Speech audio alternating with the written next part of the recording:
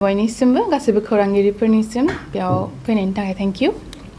जोङो फैदों अख्रां दा स्काई ग्रुपनिफ्राय मोनसे जोङो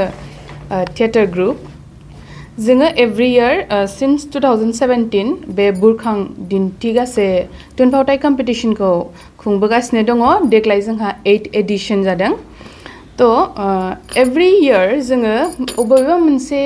ससियेल इस्युखौ लानानै जोङो बे थीम मोनसे होनानै कम्पिटिशन खुंनाय जायो आरोना थ' देग्लाय जोंनिया थीमा जादों बर' आइजो न'आव आरो बर' आइजो बायजोआव जों जेरैबायदि मिन्थिगौ जोंनि भारत हादरा मा होनो बिफा गाहाय समाज जायखौ जों पेट्रियार्केल होननानै मिथिनाय जायो खिन्थु जोंनिया बर' समाजा मा एसे आलादाहै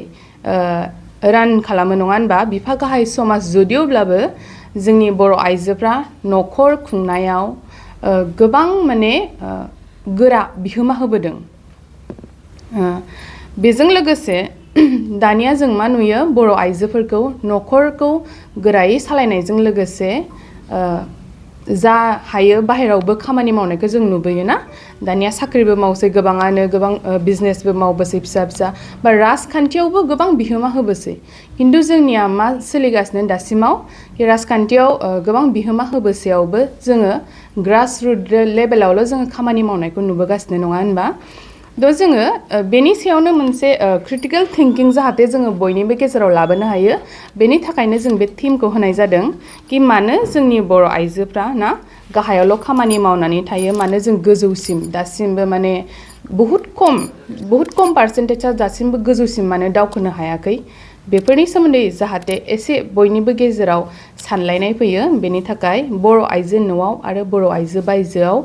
बे थीमखौ बे कनसेप्टखौ लानानै जोङो देग्लायनि कम्पिटिशनखौ खुंनो आवगायदों आरो दानिया बे कम्पिटिशना जोंहा जागोन सोरजिनि फुंखा होननाय जोंहा मोनसे भेन्यु दंखायो तामुलपुरनि बानगुरि होननाय गामियाव बेयावनो जेब्लाबो खुङो देग्लायबो 8 एडिशनाव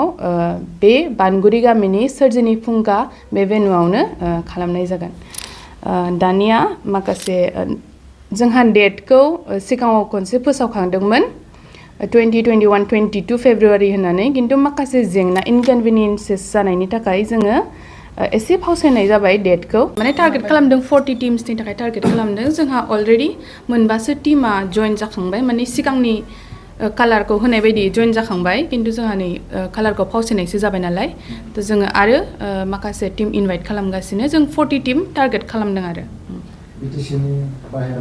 बिटिसिनि बाहेरावबो येस जोङो मेघालयआवबो हरदों ओमफ्राय धेमाजियावबो हरदों गवालपारायावबो हरनो ट्राइ खालामदों जोङो दासिमबो सहैथ'वाखै बेखिनियानो ओमफ्राय जोंहा बिटिसिनियाथ' थाखाबाय कलेजफोरजों लोगोसे दिस इज लाइक अपेन इनभाइटेसन जुदि जों सोरनिबासिम मोनहैस'वाखैबा सोरबाफोर जुदि बिदि टीम दङब्ला फैनानै जइन जाफैनो हागोन कलेज लेभेल प्लास सोरबाफोर जुदि बिदि कालचारेल टीमफोर दङब्ला जायफ्रा थुनफावथाय खालामनो मोजां मोनो ना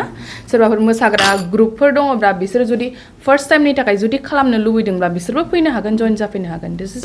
अपेन इनभाइटेसन फर अल ओमफ्राय मोनसे फोसावबावनो सोरजिनि फुंखा जोंहा मोनसे मेगाजिनबो दिहुननाय जायो बेखौ जितुमनि sidema@gmail.com बेयाव बेनाबो कनसेप्टआ बेनो थीमा बेनो बर' आइजो न'आव आरो बर' आइजो बायजोआव बेनि सायाव जायखिजाया लिरबिदां लिरनानै जितुमनि sidema@gmail.com बेयाव मेल खालामहरनो हागोन